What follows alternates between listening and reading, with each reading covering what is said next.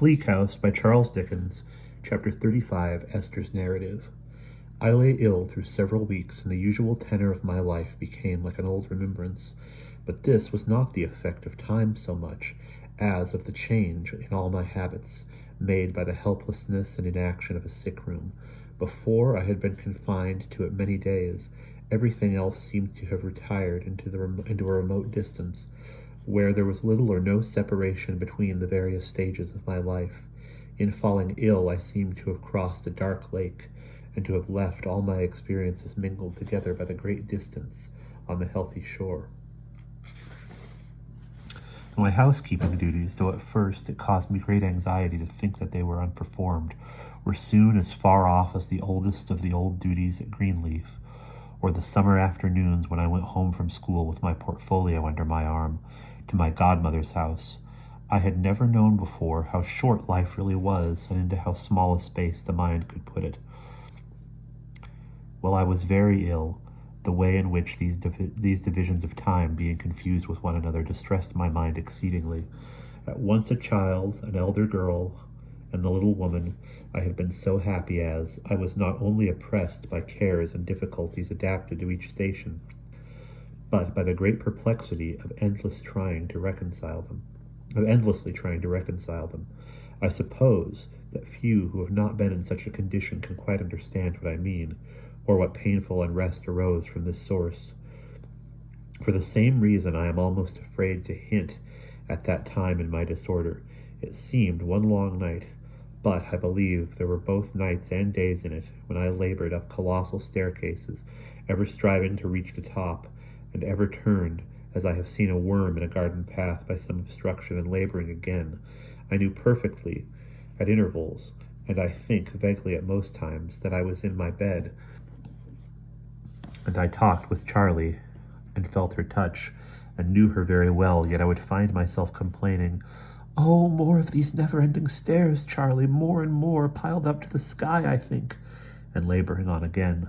The repose that succeeded, the long, delicious sleep, the blissful rest, when in my weakness I was too calm to have any care for myself, and could have heard, or so I think now, that I was dying with no other emotion than with a pitying love for those I left behind.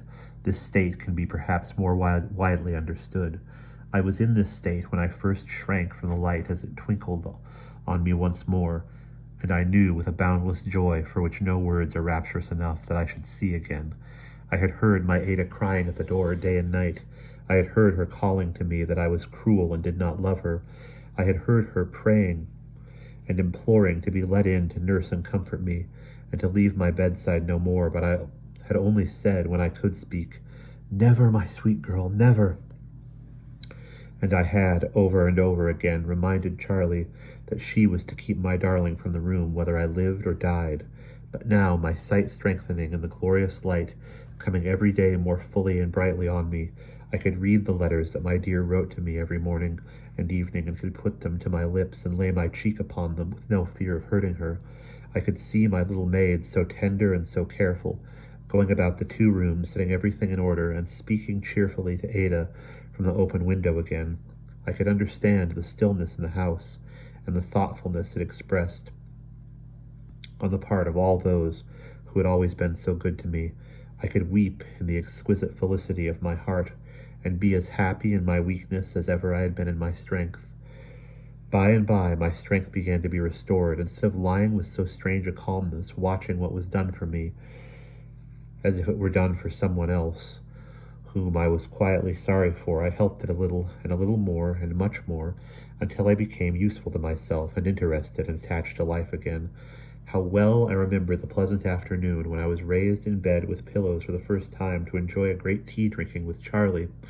The little creature was so happy and so busy, and stopped so often in her preparations to fondle me and cry with joyful tears. She was so glad, that I was obliged to say, "Charlie, if you go on in this way, I must lie down again, my darling, for I am weaker than I thought I was." So Charlie became as quiet as a mouse, and took her bright face here and there, across the 2 rooms, while I watched her peacefully. When all her preparations were concluded, and the pretty tea table with its little delicacies to tempt me, and its white cloth and its flowers and everything so lovingly and beautifully arranged for me by Ada downstairs was ready at the bedside, I felt sure I was steady enough to say something to Charlie that was not new to my thoughts. First, I complimented Charlie on the room, and indeed it was so fresh and airy, so spotless and neat, that I could scarce believe I had been lying there so long. "Yet, Charlie," said I, looking round, "I miss something, surely, that I am accustomed to." Poor little Charlie looked round and pretended to shake her head, as if there was nothing absent. "Are the pictures all as they used to be?" I asked her. "Every one of them, miss," said Charlie. "And the furniture, Charlie?" "Except where I have moved it to make more room, miss. And yet," said I miss some familiar object." "Ah, I know what it is, Charlie. It's the looking-glass." Charlie got up from the table, making as if she had forgotten something, and went into the next room. I heard her sob there. I had thought of this very often. I was not certain of it. I could thank God that it was not a shock to me now. I called Charlie back, and when she came, looking grieved, I took her in my arms and said, "It matters very little, Charlie. I hope I can do without my old face very well." I was presently so far advanced as to be able to sit up in a great chair, and even giddily to walk into the adjoining room, leaning on Charlie. The mirror was gone from its usual place in that room, too, but what I had to bear was none the harder to bear for that. My guardian had throughout been earnest to visit me. And there was now no good reason why I should deny myself that happiness. He came one morning, and when he first came in, could only hold me in his embrace and say, "My dear, dear girl." I had long known. Who could know better what a deep fountain of affection and generosity his heart was? And was it not worth my trivial suffering and change to fill such a place in it? "Oh, yes," I thought, "he has seen me, and is even fonder of me than he was before, and what have I to mourn for?" He sat down by me on the sofa, supporting me with his arm. For a little while he sat with his hand over his face, but when he removed it, fell into his usual manner. There never can be a pleasanter manner. "My little woman," said he, "what a sad time this has been. Such an inflexible little woman, too, through all." "Only for the best, guardian," said I. "For the best?" he repeated tenderly. "Of course for the best. But here have Ada and I been perfectly forlorn and miserable. Here has your friend Caddy been coming and going late and early. Here has everyone about the house been utterly lost and dejected. Here has even poor Rick been writing to me, too, in his anxiety for you." I had read of Caddy in Ada's letters, but not of Richard. I told him so. "Why, no, my dear," he replied. "I have thought it better not to mention it to her." "And you speak of his writing to you," said I, repeating his emphasis, "as if it were not natural for him to do so. Guardian, as if he could write to a better friend."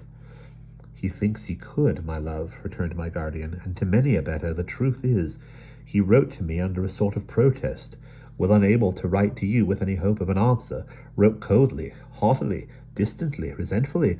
Well, dearest little woman, we must look forbearingly on it. He is not to blame. Jaundice has warped him out of himself, and perverted me in his eyes. I have known it to do bad deeds and worse. Many a time, if two angels could be concerned in it, I believe it would change their nature." "It has not changed yours, guardian." "Oh, yes, it has, my dear," he said laughingly. "It has made the south wind easterly. I don't know how often. Rick musters and suspects me, goes to lawyers. Rick mistrusts and suspects me, goes to lawyers, and is taught to mistrust and suspect me. Hears I have conflicting interests, claims clashing against his, and what not, whereas heaven knows that if I could get out of the mountains of Wiglomeration, on which my unfortunate name has so long bestowed, which I can't, or could level them by the extinction of my own original right, which I can't either, and no human power ever can. However, I believe to such a pass have we got. I would do it this hour, I would rather restore poor Rick his proper nature than be endowed with all the money that dead suitors, broken heart and soul upon the wheel of Chancery, have left unclaimed, with the Accountant General. And that's enough money, my dear, to be cast into a pyramid in memory of Chancery's transcendent wickedness. Is it possible, guardian, I asked amazed, that Richard can be suspicious of you? Ah, my love, he said. It is in the subtle poison of such abuses to breed such diseases. His blood is infected, and objects lose their natural aspects in his sight. It is not his fault. But it is a terrible misfortune, guardian. It is a terrible misfortune, little woman, to be ever drawn within the influences of jaundice and jaundice. I know none greater, but little and little he has been induced to trust that in that rotten reed, and it communicates some portion of its rottenness to everything around him. But again, I say with all my soul, we must be patient with poor Rick, and not blame him. What a troop of fresh hearts like his have I seen turned by the same means.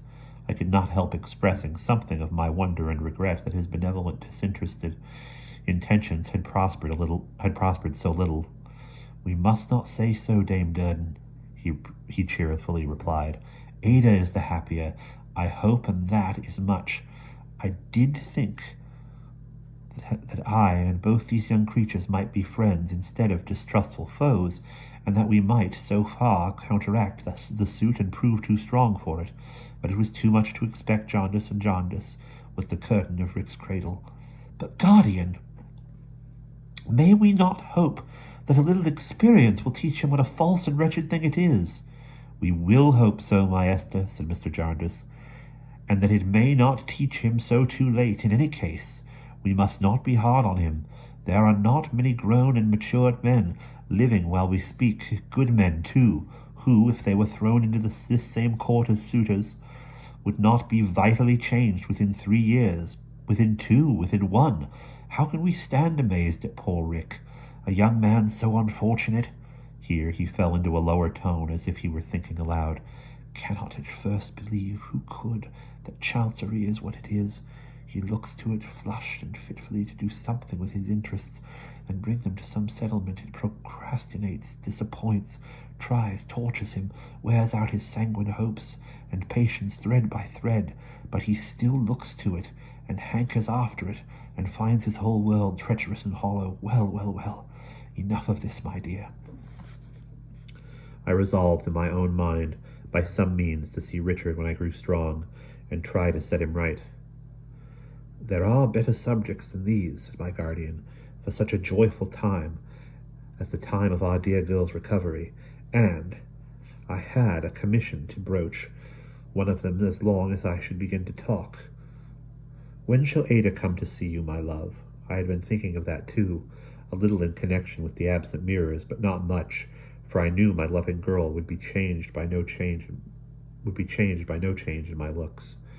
Dear guardian, said I, as I have shut her out so long, though indeed she is like the light to me. I know it well, Dame Durden, well. He was so good, his touch expressed such endearing compassion and affection, and the tone of his voice carried such comfort into my heart, that I stopped for a little while, quite unable to go on. Yes, you are tired, said he. Rest a little. As I have kept Ada out so long, I began afresh, after a short while, I think I should like to have my own way a little longer. Guardian, it would be best to be away from here before I see her.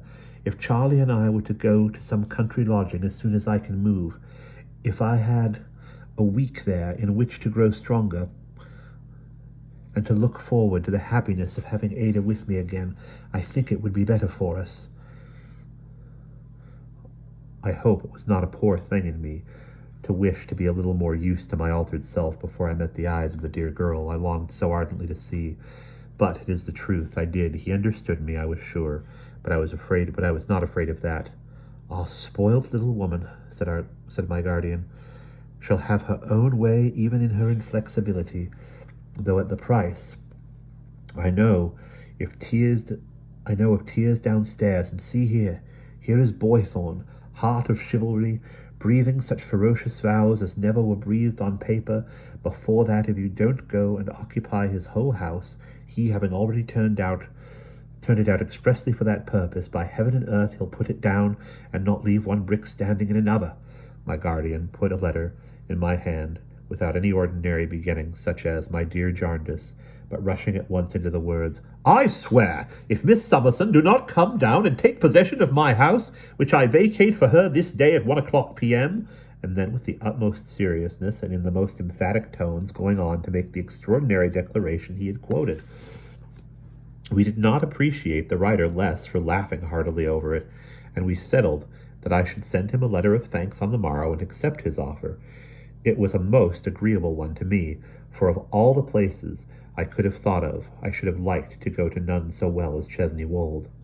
Now, little housewife, said my guardian, looking at his watch, I was strictly timed before I came downstairs, for you must not be tired too soon, and my time has waned away to the last minute. I have one other petition, little Miss Flight.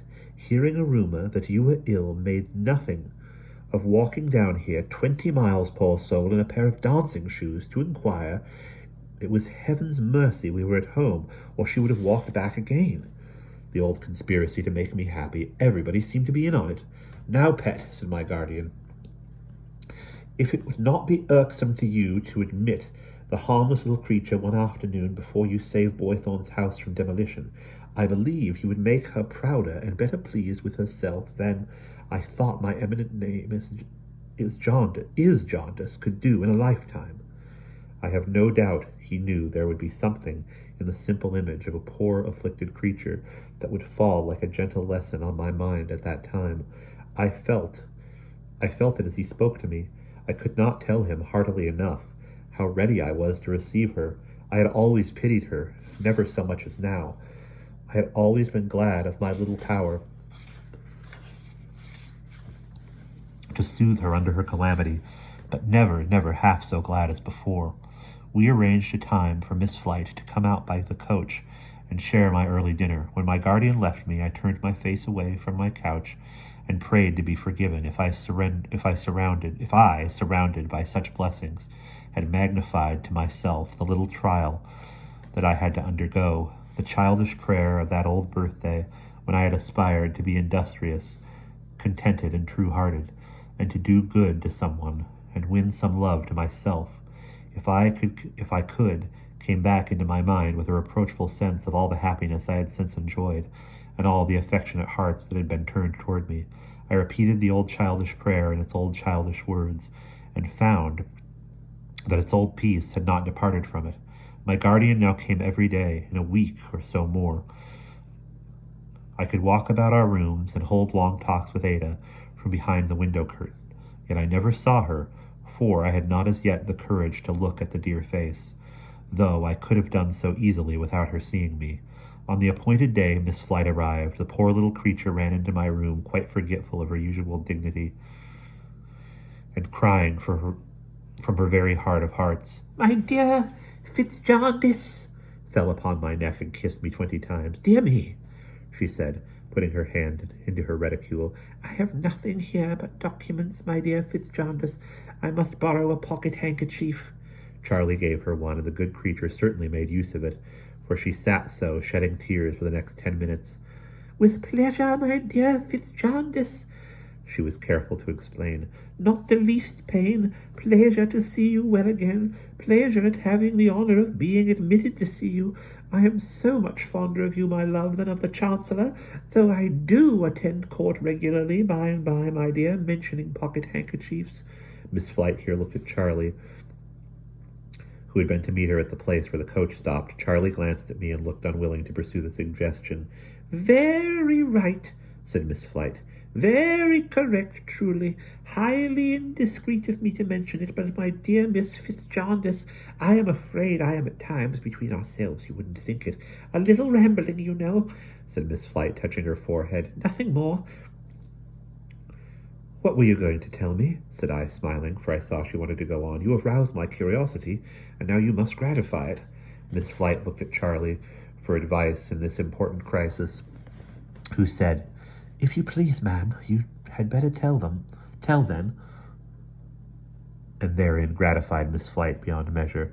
So sagacious, our young friend, she said to me in her mysterious way. Diminutive, but very sagacious. Well, my dear, it's a pretty antidote.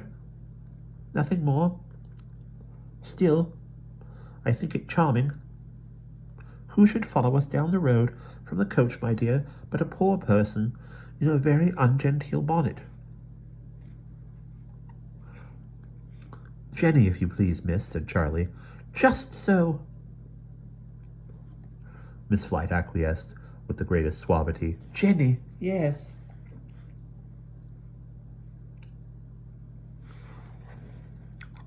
And what does she tell our young friend but that there have been a lady with a veil inquiring at her cottage after my dear Fitzjarndyce's health, and taking a handkerchief away from her as a little keepsake, merely because it was my amiable Fitzjarndyce's.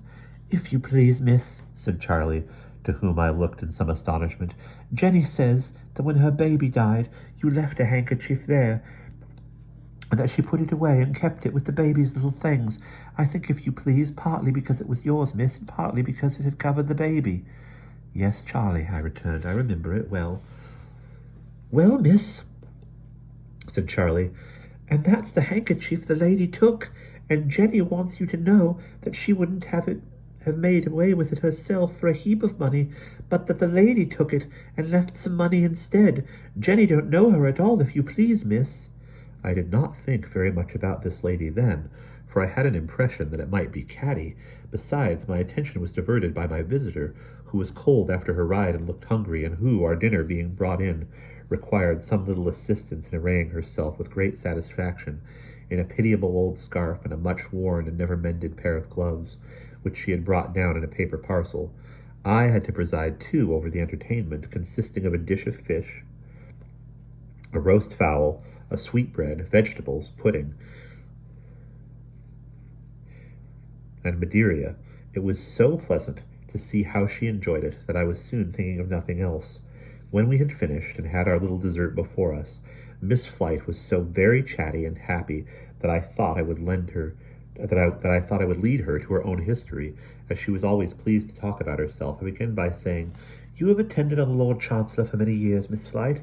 Oh, many, many, many years, my dear, but I expect a judgment shortly. My father expected a judgment, said Miss Flite. My brother, my sister, they all expected a judgment, the same that I expect. They are all, yes, dead, of course, my dear, said she. Would it not be wiser, said I, to expect this judgment no more? Why, my dear, she answered promptly, of course it would. And to attend the court no more?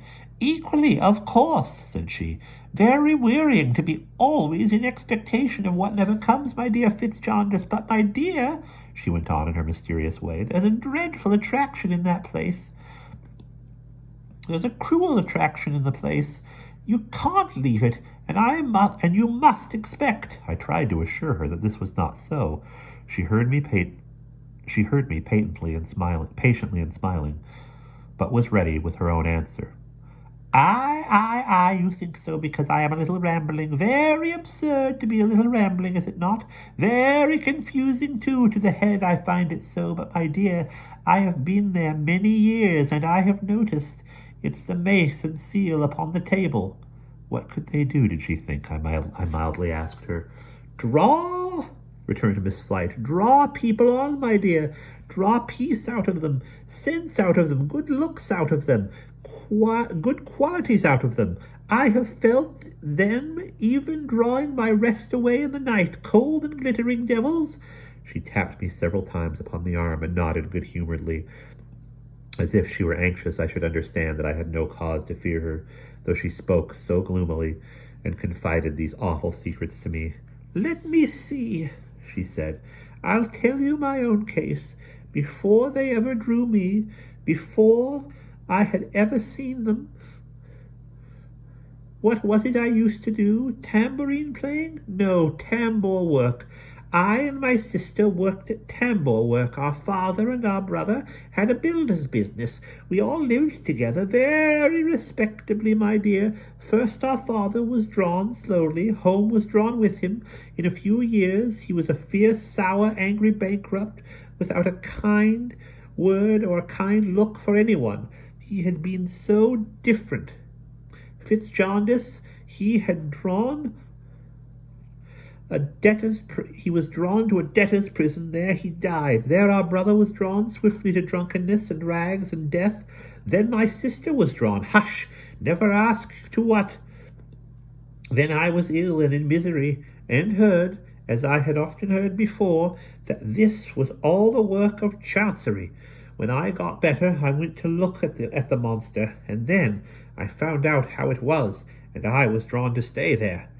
Having got over her own short narrative, in the delivery of which she had spoken in a low, strange voice, as if the shock were fresh upon her, she gradually resumed her usual air of amiable importance. You don't quite credit me, my dear. Well, you will some day. I am a little rambling, but I have seen many new faces come unsuspicious within the influence of the Mason seal in these many years, as my fathers came there, as my brothers, as my sisters, as my own. I hear Conversation, Kenge, and the rest of them say to new faces, Here's little Miss Flight. Oh, you are new here, and you must come and be presented to little Miss Flight. Very good. Proud, I am sure, to have the honor. And we all laugh. But Fitzjaundice, I know what will happen. I know far better than they do when the attraction has begun. I know the signs, my dear. I saw them begin in Gridley, and I saw them end. Fitzjaundice, my love, speaking low again, I saw them beginning in our friend, the ward in Jaundice. Let someone hold him back, or he'll be drawn to ruin. She looked at me in silence for some moments, with her face gradually softening into a smile. Seeming to lose the connection in her mind, she said politely as she sipped her glass of wine, Yes, my dear, as I was saying, I expect a judgment shortly. Then I shall release my birds, you know, and confer estates. I was much impressed by her allusion to Richard, and by the sad meaning that made its way through her incoherence, but, happily for her, she was quite complacent again now, and beamed with nods and smiles. But, my dear, she said gaily, you have not congratulated me on my physician, positively once. My physician, Mr. Woodcourt, my dear, who was so exceedingly attentive to me, though his services were rendered quite gratuitously, until the day of judgment, I mean the judgment that will dissolve the spell upon me of the mace and seal. Mr. Woodcourt is so far away now, said I, that I thought the time for such congratulations was past, Miss Flight. But, my child, she returned, is it possible that you don't know what has happened, what everybody has been talking of, my beloved Fitzjaundice? No, said I. You forget how long I have been here. True, I blame myself, but my memory has been drawn out of me by what I mentioned. Very strong influence, is it not? Well, my dear, there has been a terrible shipwreck over in those East Indian seas. Mr. Woodcourt shipwrecked? Don't be agitated, my dear. He is safe. An awful scene, death in all shapes, hundreds of dead and dying, fire, storm, and darkness, numbers of the drowning thrown upon a rock. There and through it all, my dear physician was a hero, calm and brave through everything, saved many lives, never complained in hunger and thirst, wrapped naked people in his spare clothes, took the lead, showed them what to do, governed them, tended the sick, buried the dead, and brought the poor survivors safely off at last. My dear, the poor emancipated creatures fell down at his feet when they got to the land, and blessed him. Excuse me. The whole country rings with it. Stay! Where's my bag of documents? I have got it there, and shall read it. You shall read it. You shall read it! I did read all the noble history, though very slowly and imperfectly then, for my eyes were so dimmed that I could not see the words, and I cried so much that I was many times obliged to lay the long account she had cut out of the newspaper. I felt so triumphant ever to have known the man who had done such generous and gallant deeds.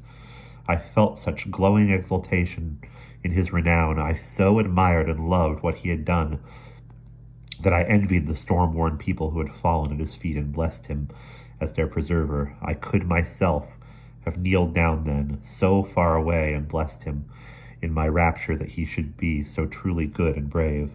My poor little visitor made me a present of the account, and when, as the evening began to close in, she rose to take her leave, lest she should miss the coach by which she was to return, she was still full of the shipwreck. "My dear," she said, as she carefully folded up her scarf and gloves, "my brave physician ought to have had a title bestowed upon him, and no doubt he will. You are of that opinion." That he well deserved one? Yes. That he would have one? No. "Why not, Fitzjaundice?" she asked rather sharply. I said it was not the custom in England to confer titles on men distinguished by peaceful services, however good and great, unless, occasionally, when they consisted of the accumulation of some very large amount of money. "Why, good gracious," said Miss Flite, "how can you say that? Surely you know, my dear, that all the greatest ornaments of England in knowledge, imagination, active humanity, and improvement of every sort are added to its nobility. Look round you, my dear, and consider. You must be rambling a little now, I think, if you don't know that this is the great reason why titles will always last in the land." I am afraid she believed what she said, for there were moments when she was very mad indeed. And now I must part with the little secret I have thus far tried to keep. I had thought sometimes that Mr. Woodcourt loved me, and that if he had been richer, he would perhaps have told me that he loved me before he went away. I had thought sometimes that if he had done so, I should have been glad of it. But how much better it was now that this had never happened. What should I have suffered if I had had to write to him and tell him that the poor face he had known as mine was quite gone from me, and that I freely released him from his bondage to one whom he had never seen? Oh, it was so much better as it was. And that is the end of chapter 35.